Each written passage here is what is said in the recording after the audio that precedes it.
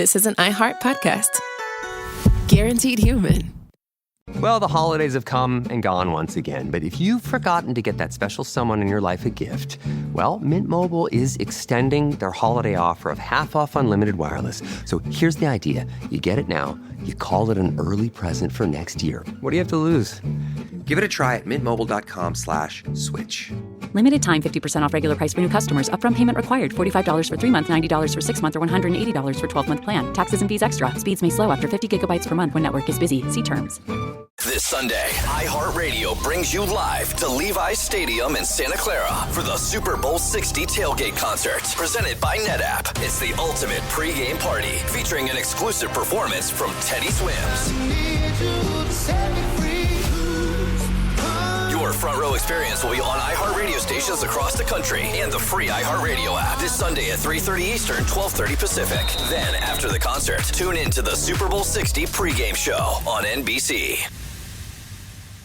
Owning a home is full of surprises. Some wonderful, some not so much. And when something breaks, it can feel like the whole day unravels. That's why HomeServe exists. For as little as $4.99 a month, you'll always have someone to call. A trusted professional ready to help, bringing peace of mind to 4.5 million homeowners nationwide. For plans starting at just $4.99 a month, go to homeserve.com. That's homeserve.com. Not available everywhere. Most plans range between $4.99 to $11.99 a month your first year. Terms apply on covered repairs. Did you know that parents rank teaching financial literacy as the toughest life skill?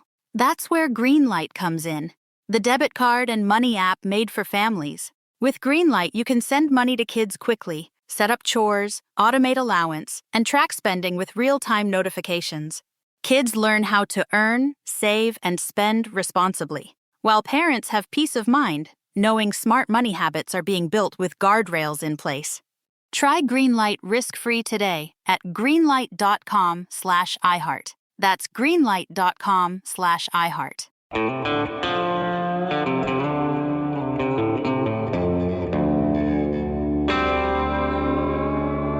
Body Bags with Joseph Scott Morgan.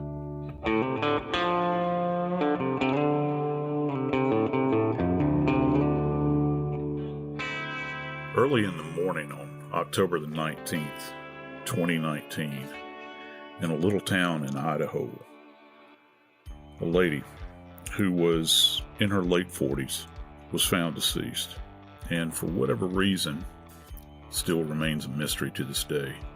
The decision was made for an autopsy not to be performed. That lady's name is Tammy Daybell, and her case is critical in a much broader investigation that's going on.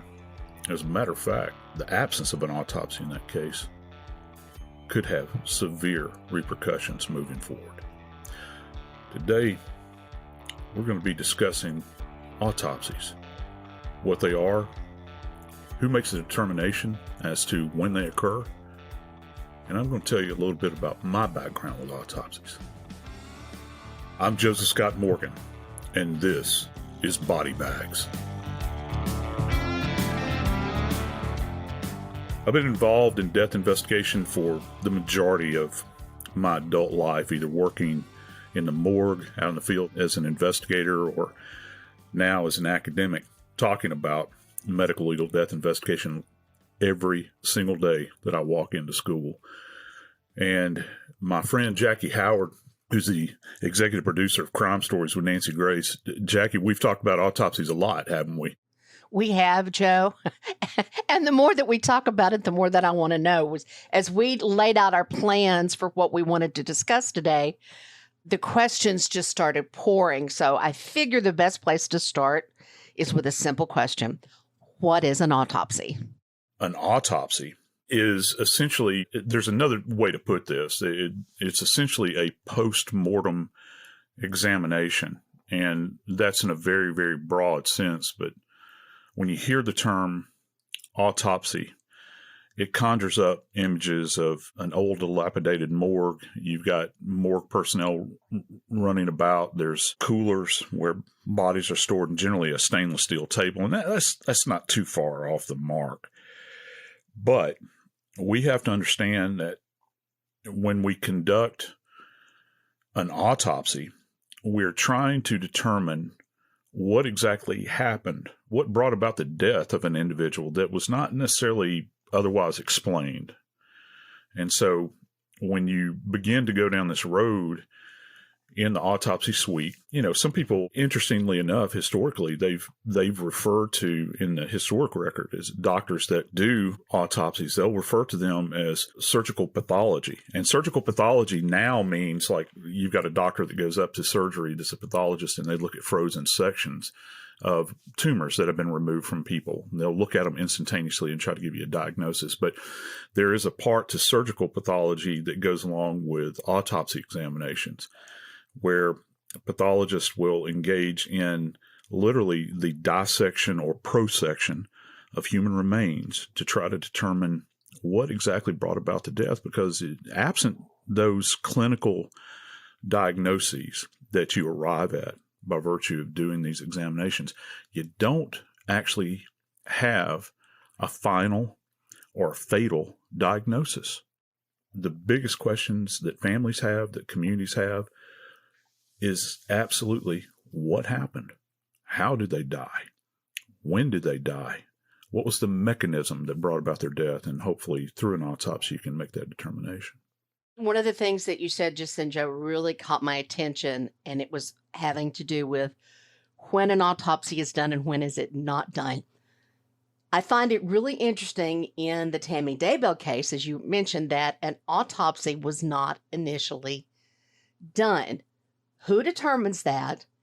And why would you not? I mean, I know in certain, especially in the elderly, when it's thought to be natural causes, they don't necessarily do an autopsy to try to figure out why this person died. So who makes that determination and why? Well, ultimately, it's going to be the lead medical legal authority in a jurisdiction. And you've got to back up and understand that in the United States in particular, we have two separate types of systems here. You have coroner systems, which are elected officials, and they're not necessarily always physicians. As a matter of fact, most of the time they're not physicians. People will be surprised to hear that. And then you have medical examiner systems, which are essentially run by physicians who many times are, in fact, forensic pathologists. So it really varies from state to state who's going to make the determination. Most of the time, the state statute, that is the state law, will dictate who has the authority to make a decision about an autopsy. And contrary to popular belief, I hear, and famously with the Tammy Daybell case, it was stated that it was the family's wishes not to have an autopsy performed in her case. And you're kind of sitting there scratching your head and saying, I've got a healthy young woman here that's out running every day and seems vibrant and healthy. Why in the world would you not want an autopsy? And there's many layers to that. Families don't want to think about their family members undergoing this procedure. They don't want to think about everything that's involved with it. They just want to go to the funeral home with the remains. But unfortunately, if it's not done, and it's not done in a timely fashion, one of two things is going to happen. Either you'll never have answers to those questions, or in Tammy Daybell's case, she had been embalmed, transported to another state, and had been buried. Even after her body is exhumed in that case, any kind of findings that there may have been originally are going to be so compromised by that time, it's really going to be difficult to make heads or tails. So most of the time, it will be dependent upon what the medical legal authority, again, back to medical examiner or coroner, views as the best interest at that point in time to come up with an answer, a scientific, valid answer to try to determine what brought about this person's sudden death. And it is not dependent upon what the family wants. Okay. Now that sounds cruel, but most of the time, families are in no position to make that decision. And also, there are greater interests at work here. And we can go down the list. You got a homicide that's happened. Family's not going to have any weight given to their protest about an autopsy not being performed in that case, because it's obvious, but you have to document it if you're going to prosecute a case. And then you have these kind of mysterious circumstances where you don't have any answers. Hang on a minute, Joe. Let me ask you something here in relating to what you're talking about. Can an autopsy be done even though the family doesn't want it to be? I mean, like in this case, the family said that an autopsy was not necessary here. Could the coroner or the medical personnel have said then, no, we're doing an autopsy anyway? They have authority under the state law to do that. They can say, well, I respect what you're saying. I understand why you might not want one done, but there's bigger interest at work here. We have to make a determination about manner and cause of death here and find out what exactly happened. And there's reasons why you do that. First off, it's a mystery that you have to have an answer for. The coroner or the medical examiner is going to be the one that actually, you hear the term death certificate. People don't think about that. That means the death is being certified. Okay, well, if you don't have a reason that is put forth as a result of a pathology finding where you're looking for disease or some kind of mechanism of death, what are you going to list as the cause of death? Gunshot wound or myocardial infarction or lung cancer or leukemia or whatever it is the person has going on and dwelling within their body or some kind of external event that occurred to bring about their death. If you don't go in and actually examine that and make note of that and make an absolute diagnosis, how are you going to do that? How are you going to list their cause of death? I mean, you can't just it doesn't just come to you psychically out of the air. You have to see it. It's a scientific procedure. It's a study. And then how are you going to list the manner of death? We've only got 5 to choose from: natural, suicide, homicide, unexplained, undetermined. You've got all of those that you have to choose from as well. So if you have nothing to put on the death certificate, you're going to have a death certificate. It's going to remain probably incomplete for a protracted period of time because you're asking for the official to put down an official diagnosis and an official manner of death that they don't have any insight into. And of course, the autopsy itself is the best way to do that. Gloria Satterfield, having to do with the case of the Murdaughs over in South Carolina. Gloria Satterfield, the Murdaughs' housekeeper, reportedly tripped over dogs going down the stairs outside the home, the brick stairway. Yet her cause of death, if I'm not mistaken, was listed as natural causes. Yeah, it is super bizarre, particularly with the case of Gloria Satterfield. You've got a woman that had obviously sustained some type of very specific head trauma that brought her to the hospital. And one of the ways I teach my students, there's that old poem that we talk about, and I don't know, folks, I'm not going to recite the whole thing. I'll spare the audience that. The old poem that goes, for the want of a nail, a shoe was lost. For the want of a shoe, a horse was lost. For the want of a horse, a rider was lost. A message was lost, and so forth and so on. So you have a genesis in the beginning as to how all of these dominoes begin to fall. And in Satterfield's case, well, what brought her to the hospital? Was it that she had a cardiac event? Was it that she had a stroke? Was it that she got struck by lightning? Well, none of the above. She fell and sustained head trauma, but yet they're listing this whole event as a natural event. And here's what's crazy about that case is that a private attending physician signed her death certificate. And this case was never reported to the coroner. Listen, if a person rolls into the hospital as a result of a traumatic event and they don't exit that hospital and they die inside the walls, and I don't care how long they've been in the hospital, if they come in as a result of trauma and that trauma is directly related to their death, that is a reportable case. And it's my understanding the case was never even reported to the coroner.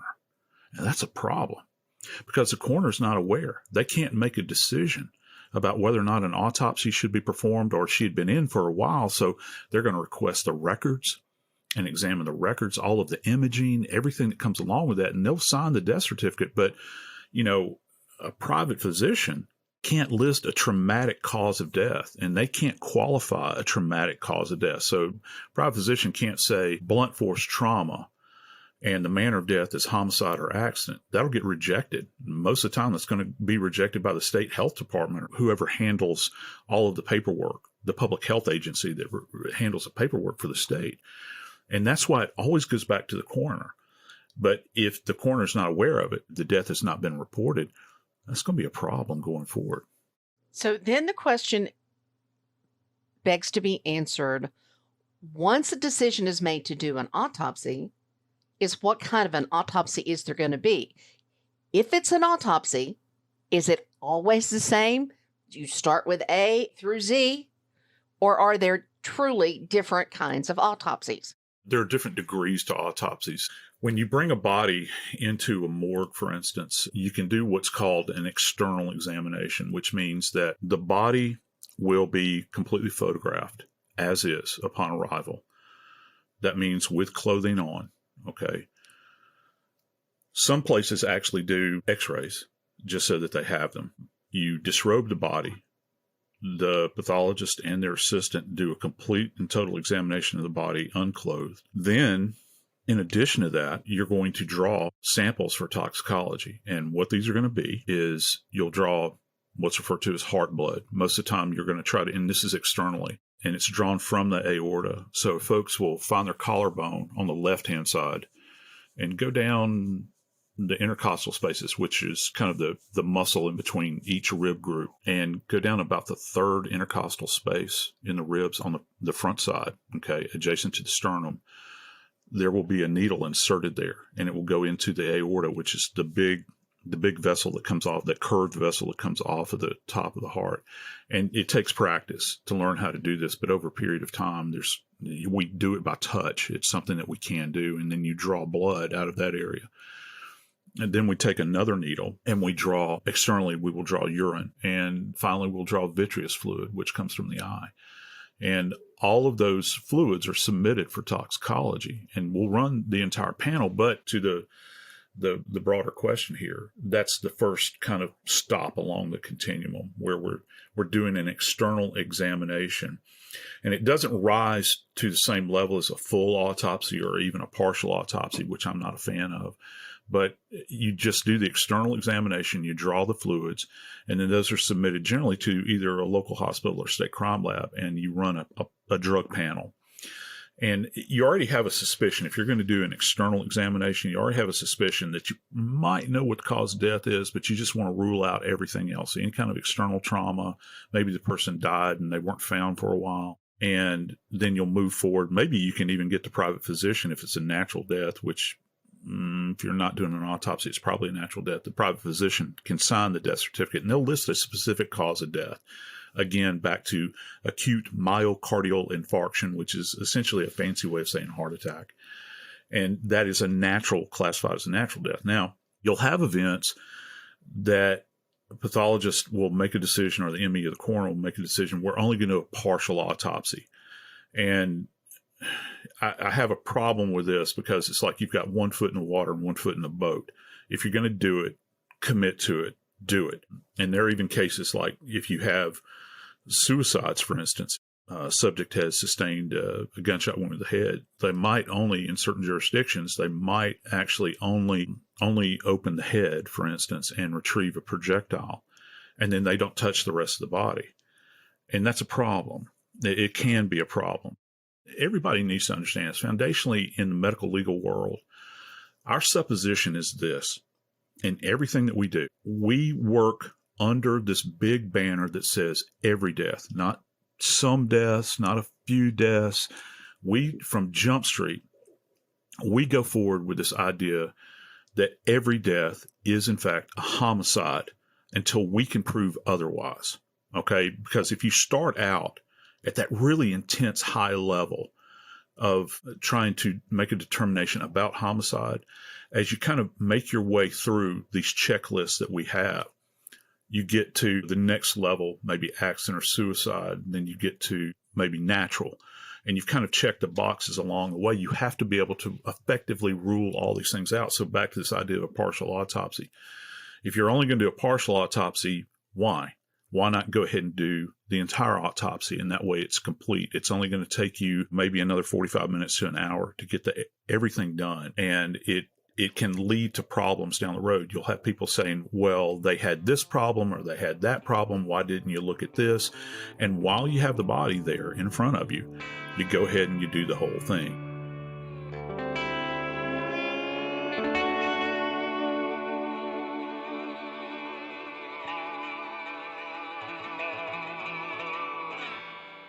This Sunday, iHeartRadio brings you live to Levi's Stadium in Santa Clara for the Super Bowl 60 tailgate concert, presented by NetApp. It's the ultimate pregame party, featuring an exclusive performance from Teddy Swims. Your front row experience will be on iHeartRadio stations across the country and the free iHeartRadio app this Sunday at 3:30 Eastern, 12:30 Pacific. Then, after the concert, tune in to the Super Bowl 60 pregame show on NBC. Hi, I'm Cindy Crawford, and I'm the founder of Meaningful Beauty. When Dr. Sabah and I decided to do a skincare line together, he said to me, "We are going to give women meaningful beauty." And I said, "That's exactly right. We want to give women meaningful beauty, which means each and every product is meaningful. It has a reason to exist. It's efficacious. You're going to get results. And then you just go out and live your life." Meaningful Beauty. Confidence is beautiful. Learn more at meaningfulbeauty.com. Well, the holidays have come and gone once again, but if you've forgotten to get that special someone in your life a gift, well, Mint Mobile is extending their holiday offer of half off unlimited wireless. So here's the idea. You get it now, you call it an early present for next year. What do you have to lose? Give it a try at mintmobile.com/switch. Limited time 50% off regular price for new customers. Upfront payment required. $45 for 3 months, $90 for 6 months, or $180 for 12-month plan. Taxes and fees extra. Speeds may slow after 50 gigabytes per month when network is busy. See terms. Are you a fraud-paying American? It's a fact that 1 in 4 honest, hard-working, tax-paying Americans has been a victim of identity theft. With LifeLock Identity Theft Protection, though, if your identity is stolen, they fix it, guaranteed, and get you your money back. Last year, the IRS flagged over $16 billion in refunds for identity fraud. That's billions of dollars that could come from your salary, overtime, or second job. But this year, you don't need to stay a victim. LifeLock monitors millions of data points per second for your personal information and alerts you to threats you could easily miss on your own. And if your information does fall into the wrong hands, only LifeLock has U.S.-based restoration specialists who are backed by the $1 Million Protection Package. Because this tax season, fraud-paying American is something no American should have to claim. Visit LifeLock.com/iHeart and save up to 40% your first year. That's 40% off at LifeLock.com/iHeart. Terms apply.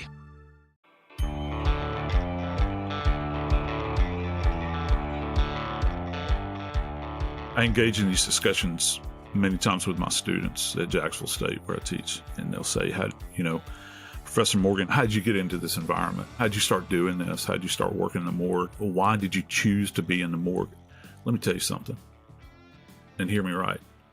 The best classroom that I've ever been in, and I've paid a lot of money for tuition over the years, the best classroom that I was ever in, that I was actually paid to be in as opposed to having to pay tuition for, was the autopsy room. I learned more about death investigation than I ever did out on a scene with a deceased person or sitting around having coffee with an old investigator and they're telling war stories. I've learned more in the autopsy suite, actually getting my hands dirty and being there to actually see these things before me demonstrated, to see the mechanisms that are involved, to see all of the underlying disease.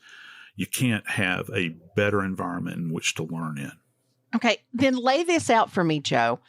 You were talking before about a full autopsy. Explain that to me. And how long does an autopsy take? You remember how I'd mentioned when you talked about an external examination? Well, every autopsy starts off with an external examination. Now, in some cases where you have what you suspect is natural disease, it might begin and end with that, and then the body will be released. However, a full autopsy will, in fact, start with an external examination, and you go from stem to stern relative to the overall status of the body. All of this is made note of throughout the examination. I mean, measurements, we go into great detail relative to measurements, and a lot of this is actually dictated by, particularly if you've got traumatic cases. Say, for instance, like with Ellen Greenberg, where she was stabbed. Some people have said 20 times, some people have said more than 20 times. You've got so much trauma there that each individual insult that she has externally has to be measured and oriented anatomically. Say, for instance, if someone has been, let's just say somebody has been shot to the right of their sternum, which is the heart plate of the breastbone, on the anterior chest, they've been shot to the right. Well, just for that gunshot wound alone, you would have to get a measurement, first off, of the overall circumference of the wound itself. And then you have to measure, some people do from 2 points, some people do from 3, like from, if it's on the right side of the sternum, you would do a measurement from the center of the wound to the apex of the right shoulder, and then maybe from the center of the wound to the apex of the left shoulder, and then from the center of the wound to the top of the head. That takes time. And then if you have somebody that's stabbed multiple times, shot multiple times, each one of those injuries dictates the speed at which you can do this, because you want to do a thorough examination. I've had people that have been stabbed well in excess of 100 times, and you can just imagine the external examination alone. It is a Herculean task, to say the least. And then you might have 3 or 4 other autopsies that you're going to have to do that day. But once you get done with the external examination, then the body is, of course, you're on a stainless steel autopsy table, and these are either fixed on the floor or they're on rollers and they're kind of set at a pitch, because you're going to lose fluid, and the fluid will run down the stainless steel table either into a pre-established drain that you have on a fixed table or into this big kind of catch-all sink. It's a working station that you have. And all of that fluid is washed away.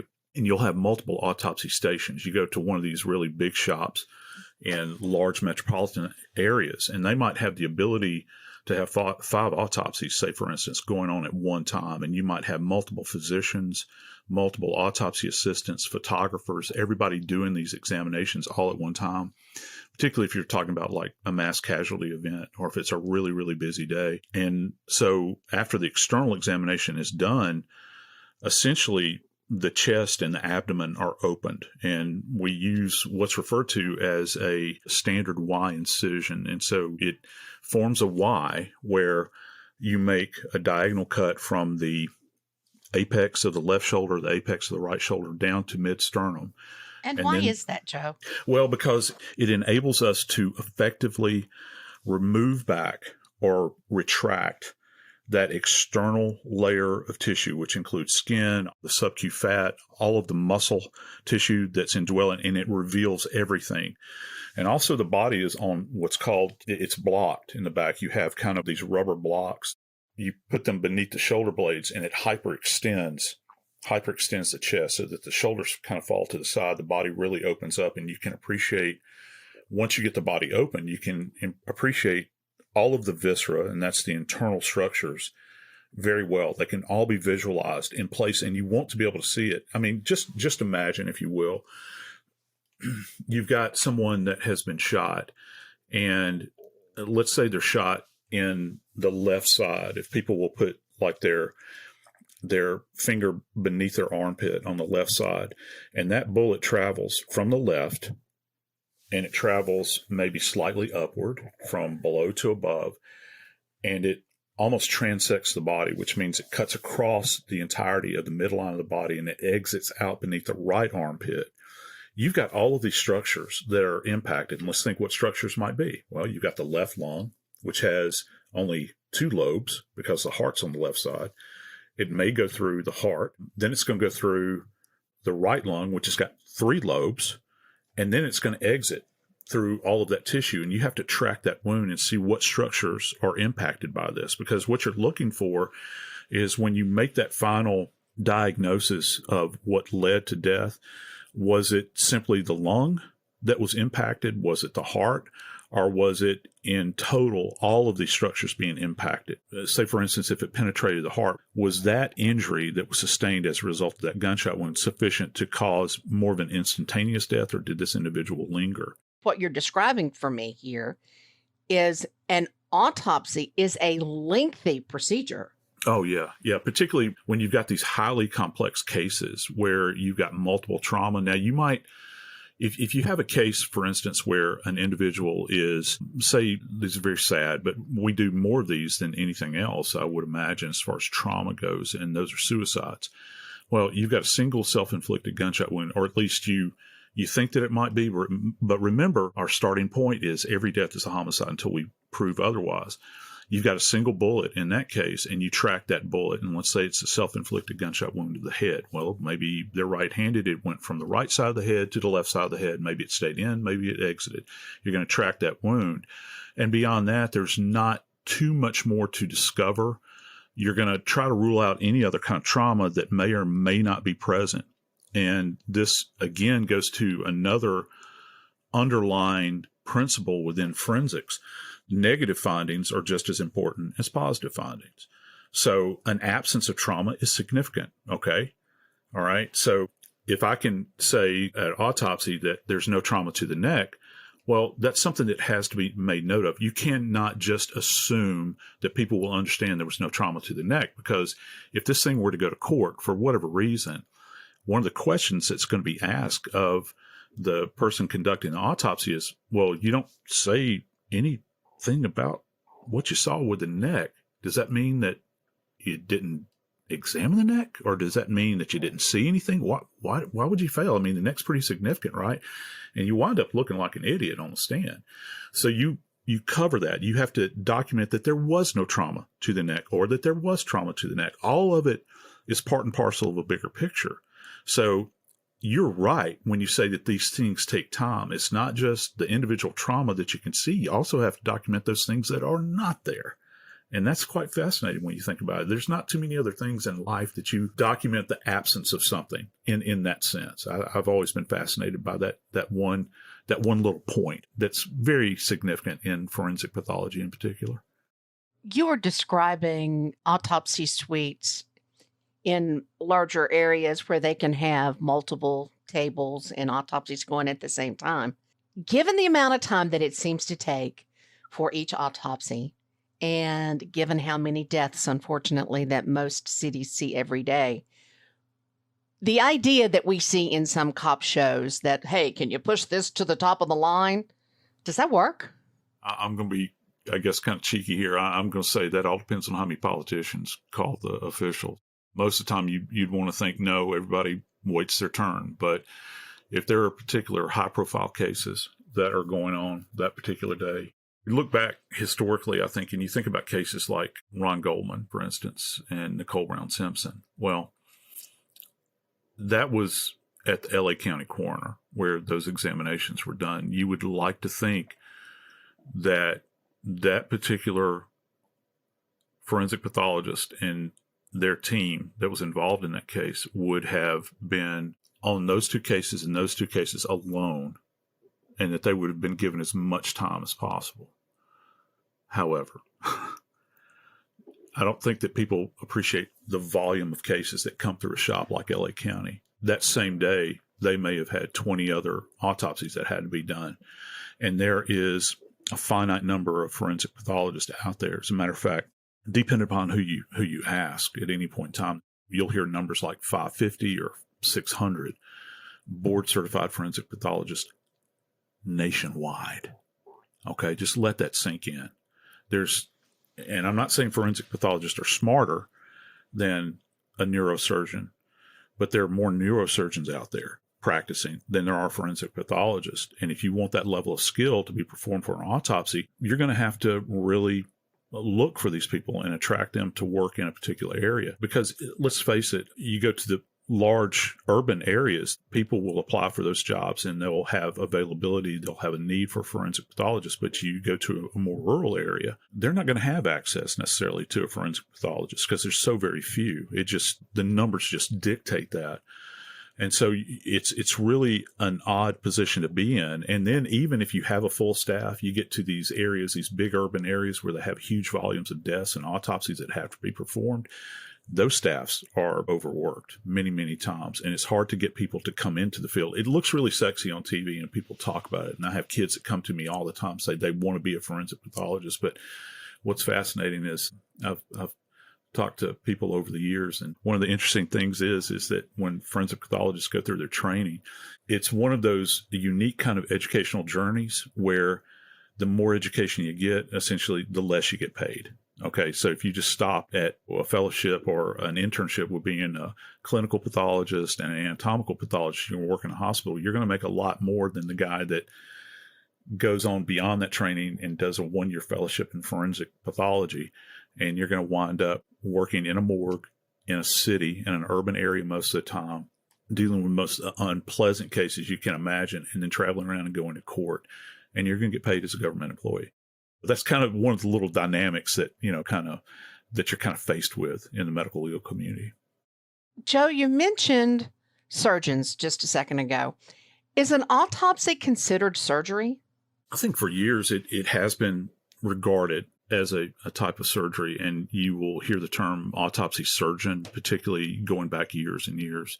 And I love history, and what's really kind of fascinating about the trajectory that you see with gross anatomical dissection is that even up until, I guess, probably the early 1800s, the first part of the 19th century, it was illegal in many places to do dissections on human remains, period. And, there's all kinds of stories about grave robbers that would go and disinter bodies, and they would bring them back to medical schools, and by the light of a whale oil lamp or whatever, medical students, in order to try to learn anatomy, would dissect these bodies that had been removed from the ground just to try to understand anatomy. And so it has not been something that has been done for centuries and centuries and centuries because it was so prohibited for so long. Now through the 20th century and obviously into the 21st now, autopsies are common. They are a necessity. A very small percentage of the cases that a medical examiner or coroner deal with are homicides. And that's what you always think about with people in my field. And that's not the case. It's just not. The lion's share of cases we deal with are some kind of natural event.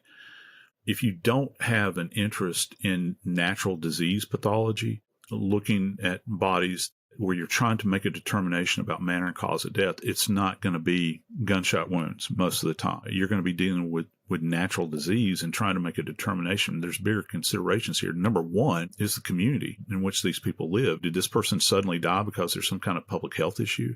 I was in Atlanta when we were at the height of one of the biggest TB scares in the nation. We were like the TB capital of the nation in like the 90s or something. And we had all of these people that were homeless and other people that were dying of TB. That's a public health concern.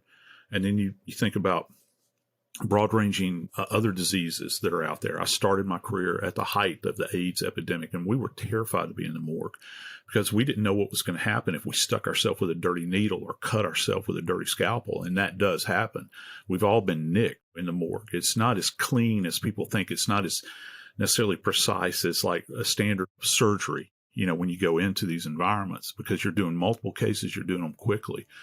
It's a different world to kind of be a part of, but absolutely grateful that I was part of that world because I learned more, and now I have an opportunity to teach.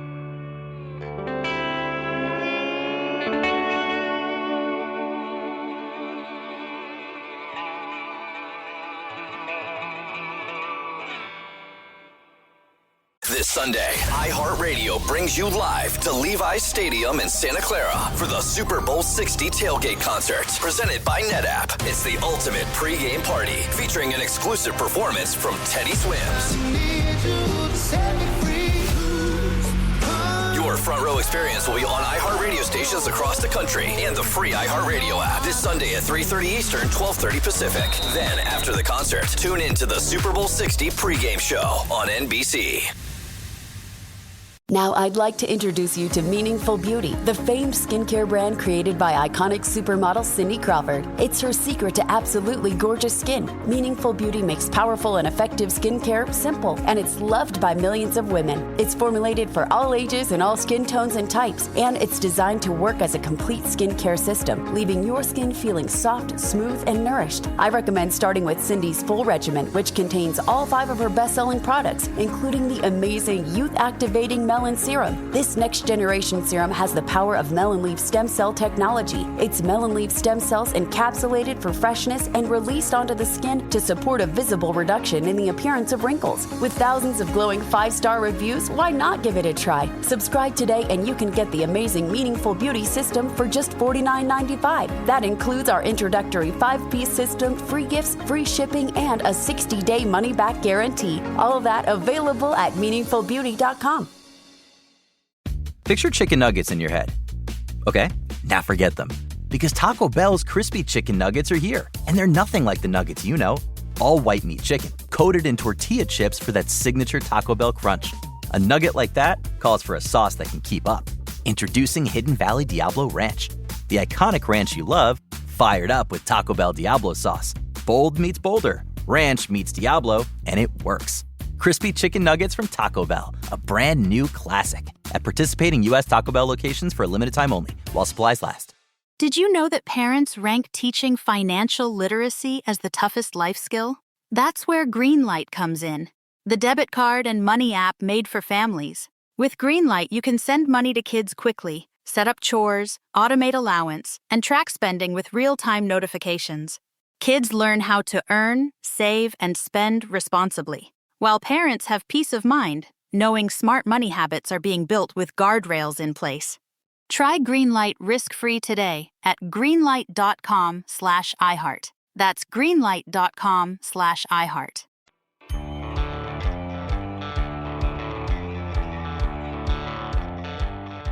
When people found out what I did for a living, I'd get one of two reactions. Either people would lean in and want to hear more, because by our nature as humans, we have morbid curiosity about things. Or I've actually answered the question of what I did for a living at a party and had people immediately turn on their heel and walk away. They don't want to hear anything else about death. There's rarely middle ground when that conversation starts. You know, I never thought that I had a morbid curiosity about me, but I have been proven wrong. The more I talk about you, the more I want to know. So let's play 20 questions, so to speak, with Joe Scott Morgan. What makes a person want to deal with dead bodies, and how do you get into that profession? How do you get to work in a morgue? For me, it was a curious set of circumstances. Now it's really actually difficult to get into a morgue to even view an autopsy because of all of the health considerations and all those sorts of things. But I happen to be working at a hospital in security and working also as an ER tech while the morgue in our parish down there was being renovated. And they started bringing bodies to our hospital to do the autopsies for the parish, which is the same as a county. And I became friends with the people at the coroner's office, and I would be the one that would shuffle bodies in and out the door. And there were huge volume of them. And I just became friends with these folks and started, believe it or not, I started attending autopsies on my free time, not getting paid, but I was just fascinated by it because I'd always been a science guy. And the next thing I knew, I was taking notes for them, and eventually they allowed me to participate in autopsy. Okay, wait. Taking notes for them. What does that mean? Well, I would work as a scribe for the forensic pathologist. If you can imagine, this stupid young kid who had no background in it, but was willing to sit there with bloated, decomposing remains, horrible, traumatic cases, the worst of the worst cases you can possibly see. And I didn't necessarily retract or retreat from it. And that's not always the circumstance when people go to an autopsy for the first time. I've had one of my best friends that became a fantastic homicide investigator. I was in the middle of opening a gunshot wound victim's head in the middle of it. And my friend, just to kind of back up, my friend was actually a burglary detective in the jurisdiction where I was working. And he and I had played golf together over the years and whatnot. And he wanted to transition to homicide. One of the requirements is you had to go to autopsies. He'd never been. And famously, I'd use that kind of high-pitched saw. It's called a striker saw, an agitating saw. It's like a cast saw. And I was opening the skull. And the forensic pathologist looked up at me over his mask and he said, "You better check on him." And I looked over and my friend was turning green. And he stood up, and he's a big guy. I mean, just really big, bold, tough guy. He's the kind of guy you'd want on your side if there was a fight. And he's always dressed to the nines. And he begins to back up and retreat away from the autopsy area down a little hallway. And he collapsed and went up against a tiled wall in this old hospital and slid down the wall. I look back now and I laugh at it because I was covered. You can imagine I was doing an autopsy, had blood on me, and we used to wear these big yellow gloves that just made the blood pop even more. And he's my friend. I was concerned. I thought he'd hurt his head. And I was approaching him, walking toward him, saying, "Are you okay? Are you okay?" And he automatically, he's still nauseated and dizzy, throws his hands up like I'm a monster. And he says, no, back away, because I'm coming at him and I've got blood all over me. And it was just, it's one of those curious environments that only certain people have the ability to be able to go into and maintain their focus. I know which group I belong in, Joe. Well, that's the key. It's hard to kind of measure that until you've been in that environment. Some people think they want to do it, but then they get in there and they realize from Jump Street that they don't have and it's not a judgment of them. It's just some people react differently to seeing a human being that is being opened on a table. And I think that's natural, but you kind of, I think I've said that you kind of develop a callus to it. And I don't mean you become callous. You just develop almost like if you're a carpenter and you're swinging a hammer, your hands are suited to that. After a period of time, you build up a callus on your hands so you can handle the hammer. And for us, we build up a kind of a callus to those things that are required of us to do, because who else are you going to get to do it? You know, people say they want to do it, but there's one thing about saying you want to do it, and there's another part to it, doing it. You know, over the course of my career, I wound up participating in over 7,000 autopsies, so I stuck around a little while. That is a lot of bodies. You've seen those bodies in all stages of things that would fit inside a horror movie. Yeah, you have. And sometimes if I happen to watch a horror movie, which I generally don't, I'll look at it immediately and say, that doesn't look real. Or I'll say, wow, somebody really did their research. This looks very accurate. It's weird how you kind of judge things like that when, you know, you've been involved in a field. But yeah, you really do. They run the gamut. I talk about in my memoir, Blood Beneath My Feet, I talked about a horrible kind of event where we had a barge that capsized in the Gulf of Mexico. They were trying to outrun a hurricane that was inbound, and they didn't make it. And I think we had 16 men that lost their lives, and they came in slowly. They were able to be recovered because some of them weren't still on board when the thing capsized. They went over. And of course, the bodies were sitting in heat in the Gulf of Mexico, subject to everything that's in the Gulf of Mexico. And so you get partial remains, then you get intact remains that are severely bloated and compromised. We had a very small facility and did a high volume of cases. And we still had our other cases we had to do, but we had to bring in a refrigerated truck and store these bodies. And we had to do all kinds of intense exams. I mean, everything to removing the jaws on the bodies, to do odontological examinations to try to determine who these people were. And I was around those bodies for so long, and this is not the first time that it happened to me or one of my colleagues. I was around those bodies for so many days, and in that environment, I couldn't get rid of the smell. I couldn't. I literally wound up having to shave my entire body, because no matter how much I showered and bathed and all those sorts of things, even using vinegar and all those things that they tell you, I couldn't get rid of it. I think that part of that goes to there's an actual physical thing that happens, but there's a scarring, I think, that happens emotionally with that too, where you kind of bear that along. And we had this kind of weird culture in the medical legal community. We would walk up almost like you see these apes in these National Geographic documentaries where they pick at nits and that sort of thing. And we would check one another before we would go out. Maybe we'd gone out on a case where we had a decomposing body, and we would smell each other. We'd say, I've got to go talk to a family. How do I smell? And that's a weird, just think about that dynamic within an office. And you become friends with these people, you know, and say, yeah, do I smell bad? And it's not because you haven't bathed or used deodorant, but if you've been in the presence of a decomposed body, you don't want to expose the public to that. And so that's kind of a weird little nuance that we have in our community. Joe, you were talking about your friends and getting to be friends with these people and how they deal with it. But how did your family deal with it? Well, interesting little aside. My wife, Kim, that you know and have met, and we've hung out and y'all are friends. We actually met on a blind date. And of course, being on a blind date, it's very uncomfortable anyway. And when look, on a little aside here, when I saw her, she's the most beautiful creature I've ever seen in my life. And I'm thinking, you better make the most of this, boy, or you're never going to have another shot with a woman that is this beautiful. And okay, enough with the brownie points. Enough with the brownie points, Joe. We went on a date, and after we went to a ball game together, and afterwards we go to a restaurant, actually a pizza place, and we're sitting across from one another having a conversation, and she's saying, "Now, tell me again, what is it that you do for a living?"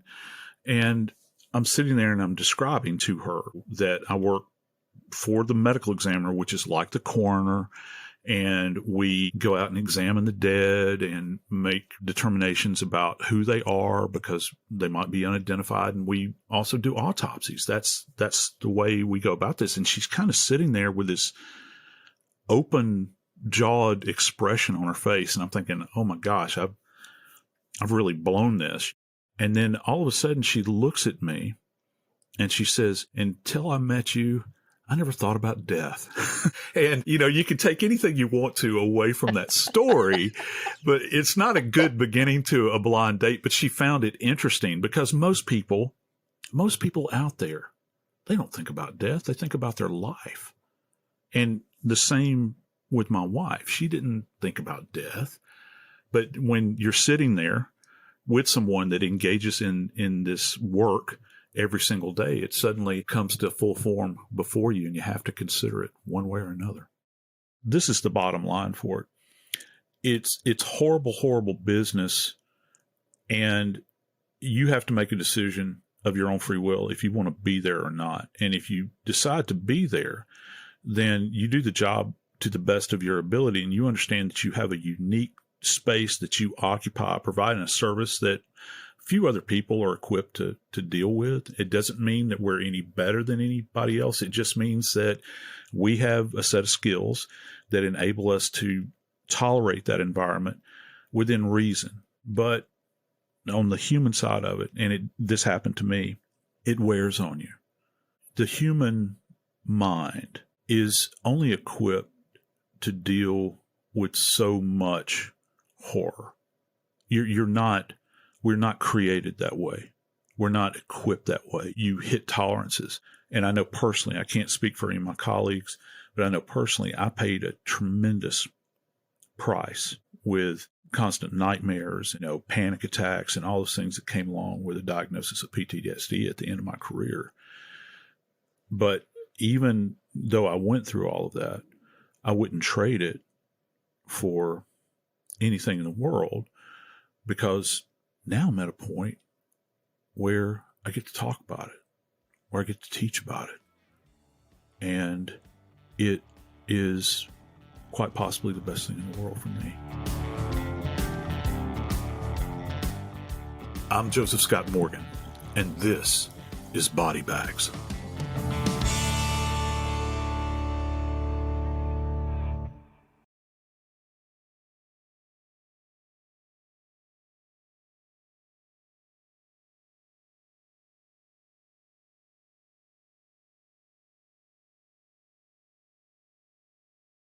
This Sunday, iHeartRadio brings you live to Levi's Stadium in Santa Clara for the Super Bowl 60 tailgate concert, presented by NetApp. It's the ultimate pregame party, featuring an exclusive performance from Teddy Swims. Your front row experience will be on iHeartRadio stations across the country and the free iHeartRadio app this Sunday at 3:30 Eastern, 12:30 Pacific. Then, after the concert, tune in to the Super Bowl 60 pregame show on NBC. Are you a fraud-paying American? 1 in 4 tax-paying Americans has been a victim of identity fraud. With LifeLock, if your identity is stolen, they fix it, guaranteed, or your money back. Last year, billions in refunds were stolen. Could be from your salary, overtime, or second job. Gone. But this year, you don't need to stay a victim, because this tax season, fraud-paying American is something no American should have to claim. Save up to 40% your first year. Visit lifelock.com/iHeart. Terms apply. Owning a home is full of surprises. Some wonderful, some not so much. And when something breaks, it can feel like the whole day unravels. That's why HomeServe exists. For as little as $4.99 a month, you'll always have someone to call. A trusted professional ready to help, bringing peace of mind to 4.5 million homeowners nationwide. For plans starting at just $4.99 a month, go to homeserve.com. That's homeserve.com. Not available everywhere. Most plans range between $4.99 to $11.99 a month your first year. Terms apply on covered repairs. This show is brought to you by Corruption Uncovered, a new podcast from Rock Nation and its philanthropic and justice division, Team Rock. For more than 30 years, there was an open secret in Kansas City, Kansas, about a man who allegedly raped dozens of Black women and terrorized them into silence. A detective named Roger Golubski. He told me to keep my mouth closed. If I did say anything, I would come up missing like so many others. But then, right before trial, he was found dead, leaving countless questions behind. He couldn't have done this alone. I'm not going to say everyone in the department knew, but he's just one of many. We'll tell you the stories of the women who survived and what happens next in their fight for answers. On Corruption Uncovered, from Rock Nation and its philanthropic and justice division, Team Rock, wherever you get your podcasts. This is an iHeart podcast. Guaranteed Human.